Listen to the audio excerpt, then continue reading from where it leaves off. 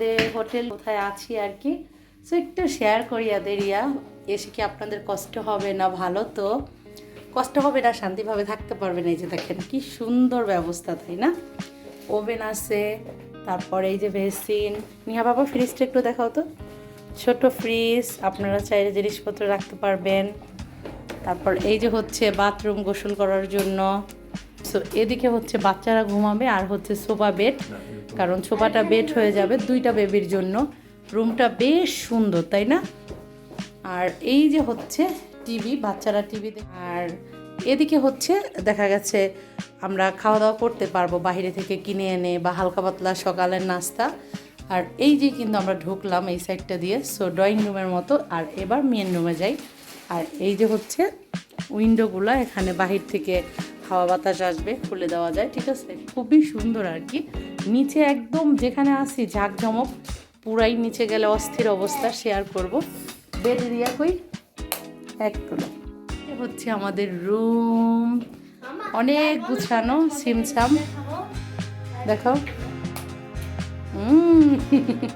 নিহা হচ্ছে ওই যে রাত্রে ঘুমাসলে যে মানে ইয়া করে না, মানে কি বলো এটাকে, ভুলে গেছে। যাই হোক, এদিক দিয়ে এই যে এই তো হালকা ছোট্ট একটা হোটেল রুমের ইয়া দিলাম। সো সব তো আর দেখানো যায় না চাইলো। সো এই তো আর কি, আমরা কিন্তু এগুলো কিছুই হচ্ছে ধরবো না, আমাদের জিনিসপত্রই আছে ওইগুলাই, আর বাহিরে খাবো। এটা হচ্ছে দেখা গেছে অনেক কিছু আছে এখানে, কাপ আমাদের প্রয়োজন নেই, আমাদের শুধু হচ্ছে মানে রুমে যা যা আছে আর কি, বাথরুম, তারপরে হচ্ছে শোয়ার জন্য এগুলো প্রয়োজন। সো এখন আমরা আবার বাইরে ঘুরতে যাচ্ছি। তো নিচেও একটু দেখাই, চলেন। কি একদম সেন্টারেই নিয়েছি আমাদের হোটেলটা। ওকে চলেন, আসো। এখন এখানে আমার টাচ করে বের হতে হবে, বের হওয়ার জন্য না। করিডোরটা, কফি মেকার, আর এটা হচ্ছে এই যে পরে হচ্ছে আটকে গেছে, এখন আর খুলবে না। দাঁড়াও, এই যে টাচ করে খুলতে হয়। সেই তো ডিজিটাল আর কি, সব মিলা সুন্দর, দারুণ। ওকে তাহলে নিচে শেয়ার করি। এখানে আমরা 2 রাত্রি ছিলাম। আর এই যে হচ্ছে হোটেলের নিচের ইয়াটা দেখেন, একদম সেন্টারেই। আর এটার একটা নামও আছে, আমি অতটা বলতেও পারছি না, কি যেন মেরি হালফা রেস্টারবে এরকম টাইপ। এখানে হচ্ছে এই ভিয়েনার শপিং সেন্টারগুলো সব বড় বড় হচ্ছে আমাদের হোটেলটা ছিল। সব মিলায় দারুণ হয়েছে, আমি বুঝতেও পারিনি যে এতটা মানে ভালো পেলে যে পড়বে। দারুণ ছিল। আর হোটেলের ইয়াটা পড়েছে আমরা 2 দিনের সব মিলায় 270-এর মতো পে করা লাগছে, গাড়ি পার্কিং টার্কিং সহ।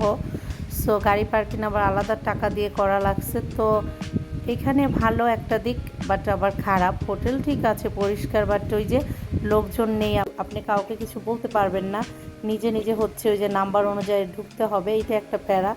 সুইজারল্যান্ডে যখন গিয়েছিলাম তখন হচ্ছে নিচে হচ্ছে ম্যানেজার সব কিছু থাকে, তারা আপনাকে বুঝাই দিবে, বাট এটা আপনার হোয়াটসঅ্যাপে দিবে বা জিমেলে দিবে, ওই যে কি বলে নাম্বারগুলো, ওইগুলোর অনুযায়ী আপনি হচ্ছে ওখানে গেটের লকগুলো খুলে ঢুকে যাবেন। এটা খুবই প্যারা লাগছে। সো অনেকে হয়তো বুঝবেও না, আবার অনেকে বলবেন যে কে বলছে বুঝবো না, বুঝবো, বাট এক এক টাইমে এক একটা মানে একবার একটা নাম্বার দিই, আরেকবার আরেকটা নাম্বার দিই, কী যে অবস্থা। সব মিলায় বলবো সব ঠিক আছে, বাট বুঝেন তারা যাবেন। আমাদের মতো সাধারণ পাবলিক যে যাব, ম্যানেজার সব কিছু বুঝাই দিব, ওইটাই বেটার, না হয় একটু প্যারা লাগে, এইটাই আর কি। ফার্স্টে আমি বুঝতে পারিনি যে এটা মানে সেলফ চেকিং, এটা লোক থাকবে না, এরকম জানলে হয়তো এটা নিতামই না। কারণ যেগুলো দেখছি এর মাঝে এটা একটু মানে রুম টুমও পছন্দ হয়েছে, আর বাজেটের মধ্যে ছিল। তো অনেকগুলো আবার দাম কম, বাট রুম পছন্দ হয় না, আবার অনেকগুলো আমাদের বাজেটের বাইরে চলে যায়, সব মিলে আর কি। সো যাই হোক, বলবো মানে দারুণই ছিল, তবে ওইটা একটু ঝামেলা লেগেছে। এমনিতে কিন্তু মানে সেফটি সব কিছু ঠিকঠাক আছে, আপনার সুন্দরভাবেই থাকতে পারবে। ওকে, আল্লাহ হাফেজ এভরিওয়ান। ভিডিও ভালো লাগলে শেয়ার করার অনুরোধ রইল, ধন্যবাদ। আর এটা কিন্তু অস্ট্রিয়ার ভিয়েনাতে।